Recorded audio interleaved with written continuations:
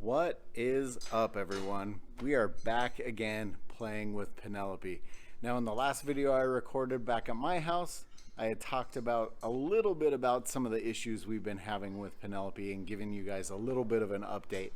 But I'm going to kind of walk through what we've done. Maybe I'll splice in some of the previous video footage that we had recorded, because there was a bunch, but it was mostly us just being frustrated at the car, which we're still frustrated at the car. So I'll kind of give a rundown of some of the stuff we've done and where we are right now. We got the engine back in, Penelope. We got it running. We got nice new carburetors on there, or the restored carburetors on there, and no matter what I did, the car ran horrible. We couldn't get it to idle, we couldn't get it to rev, we couldn't get it, it just did not want to run the way it should. We had timed it and tuned it and done all kinds of stuff to try and get it going, and we determined that the original vacuum advanced distributor that was in the car, you would time it. The second you would hook up the vacuum advance, it would immediately go to full advance. So at idle, it was advancing like 30 degrees, and obviously the car is just not going to run that way. So we threw in a 009 that we had sitting here, which the car does run and drive the best it has with the new engine in. You know, I think a combination of the new engine, the old sloppy carburetors, that old distributor just wasn't getting the vacuum that it is with the new engine. So it does run good now. Problem is we can't keep it started. So while we got it running good, then the generator went out. So we got a new generator. We threw the generator in, and I'll put in a little bit of what we did to get there. Yeah. So I'm on the knock on everything we've got that this is going to be as easy as it should be. There's 2 bolts holding the generator down. Had to disconnect the 2 wires. The battery's already disconnected, and we've got to take the belt off. So it's pretty easy to change a generator in a Type 3, but this car has fought us every step of the way, so who knows how this will actually go when it's all said and done. So of course, something that should be easy is turning not to be that easy. The key for the generator, from my old generator to the new generator, does not fit, just barely. So I think we're going to maybe try and shave a little bit off of the key that I have so we can get that to fit. If not, we're going to be maybe digging through our parts bins to see if we have any other generators that have the keys sitting in them still that we can pull. But yeah, seems par for the course with the Fastback, that something simple turns into something crazy and doesn't quite work the way it should. Getting that key shaved down just a little bit did the trick. We were able to get that key into the groove on the generator and the back side of the pulley in. So we're going to get this all bolted down and get it back together and see if it actually works. So on the other generator, the belt actually was a little loose. It was slipping, which was making it harder for us to get this out. So what I did is I ended up pulling out one of the center shims and putting it back on the front as soon as I put it all together. So hopefully that'll put a little bit more tension on the belt and it won't slip as easy, and we'll be able to get that tightened up. The struggle is real. The Type 3 stuff sucks. Makes me want to shoot myself half the time.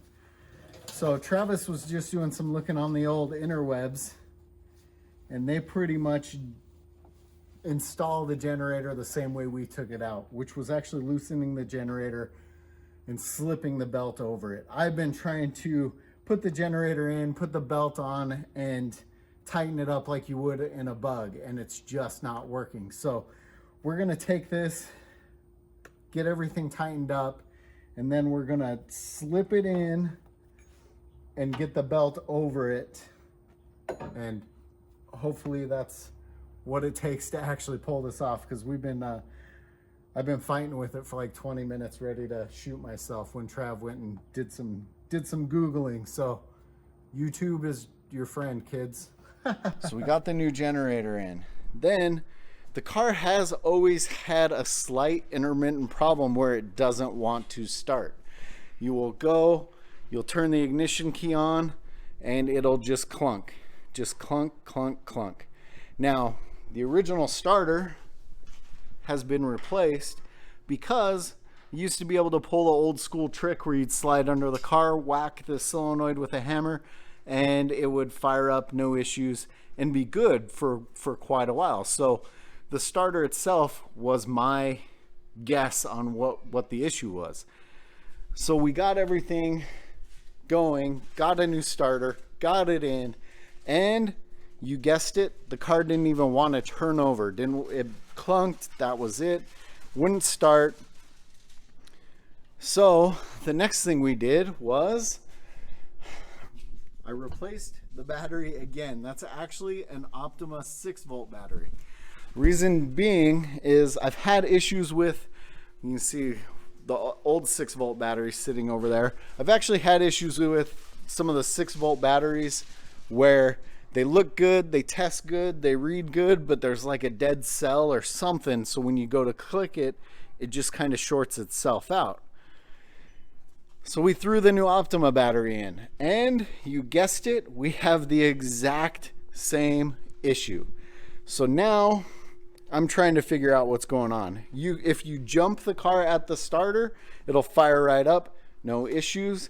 So I was wondering if I was having an actual ignition switch problem, which on the Type 3s, you're able to pull this little cap off, get access to the back of the ignition switch.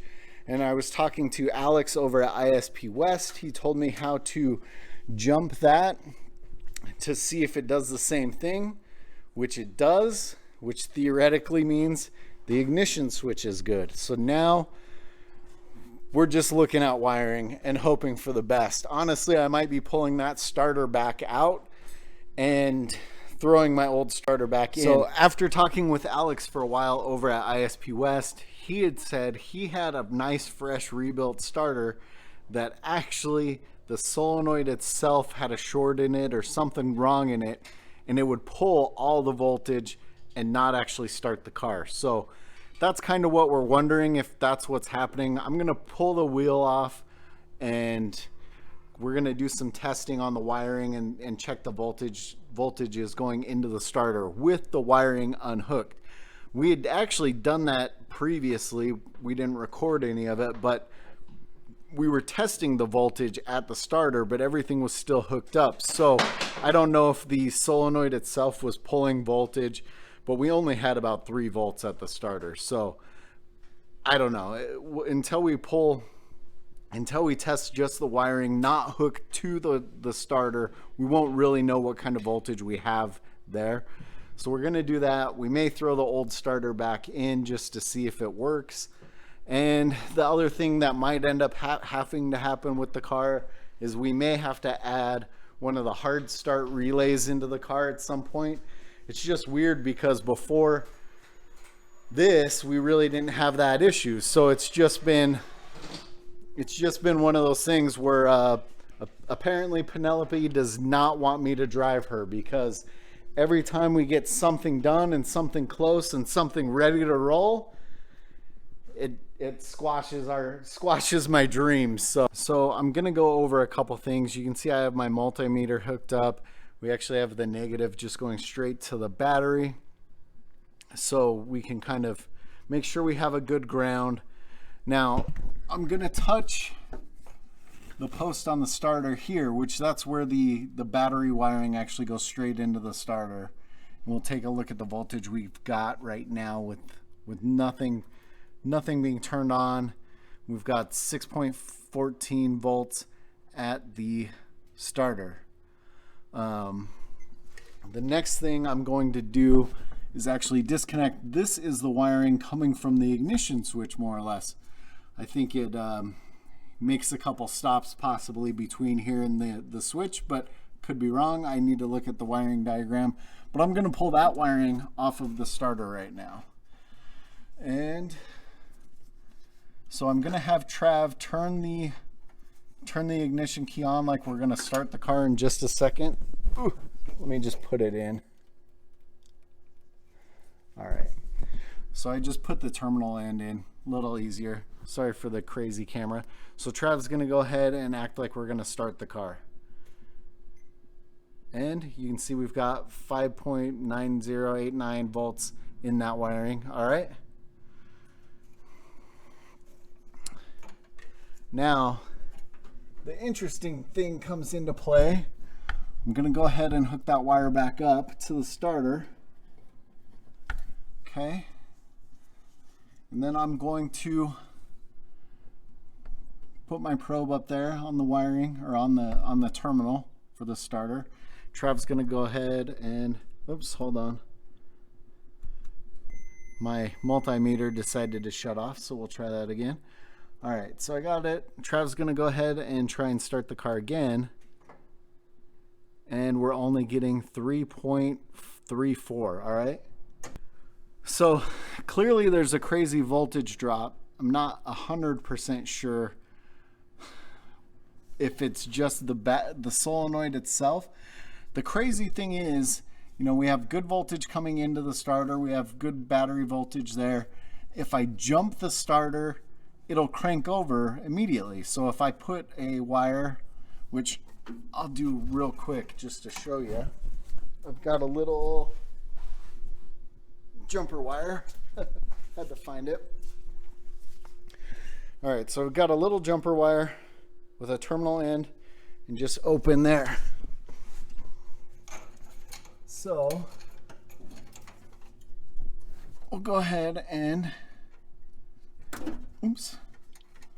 plug it into the terminal,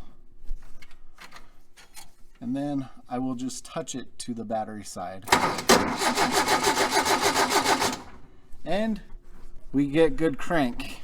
So Trav thought he had an idea, which we've gone back and forth on the who, what, where, or what could be going on.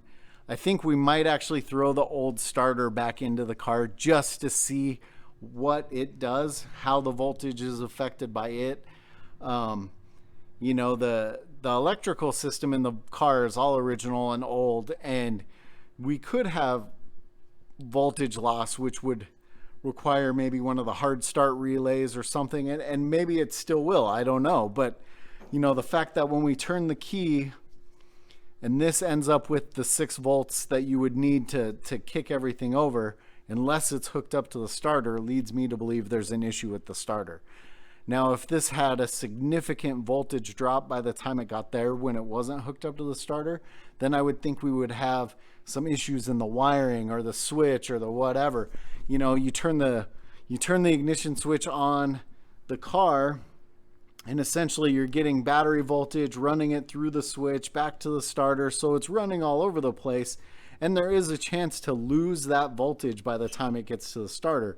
But we're just not seeing that voltage drop here, which, you know, unless everything's hooked up, then it seems like the starter's draining everything and we're only seeing 3 volts there. So I think we're going to throw the old starter back in. It's pretty easy, just to see what it does. Well, sitting in Penelope, we installed the old starter and fires right up. Now, this starter did have some issues. Once it warmed up, it did not like to crank over. It had a heavy draw. So I'm not saying that this starter's gonna stay in the car either. But clearly the reman starter I bought had some issues, and it's gonna go back, and hopefully they send me another one that I don't have the same kind of problems with. So, but for now, Penelope starts, and it starts easy. And that is the key to actually being able to tune the car, get it dialed in, and drive it. So that's going to be it for this mileage unknown. I know it's kind of a hodgepodge video of all the craziness we've gone through, but hopefully there's some information in there that'll help somebody. figure out if they're having a hard start issue as well.